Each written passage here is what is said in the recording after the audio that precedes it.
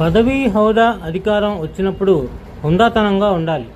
కానీ పార్వతీపురం ఎమ్మెల్యే విజయరాజు గారు చూడండి ఎలాగా ఆయన ప్రవర్తన, వృద్ధులతో కూడా ఎలా మాట్లాడుతున్నారు. లో భాగంగా ఈయన పార్వతీపురం నియోజకవర్గం సందర్శించారు. అక్కడ ఒక వృద్ధ మహిళ తన బాధను చెప్పుకుంటోంది.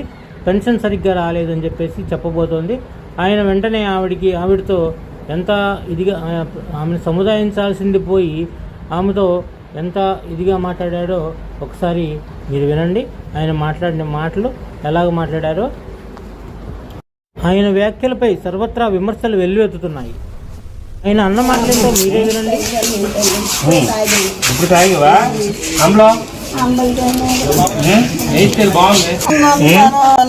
ఈ వయసులో నేను తన్నంగా ఉన్నావంటే అప్పుడు ఎలాగుండేదాన్ని నువ్వు.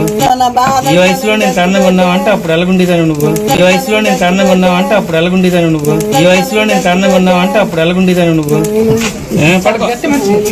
దీంతో ఆశ్చర్యపోయిన ప్రజలు ఇప్పటికైనా వాళ్ళు ప్రజలతో సరిగ్గా మాట్లాడితే బాగుంటుంది అని వ్యాఖ్యానిస్తున్నారు.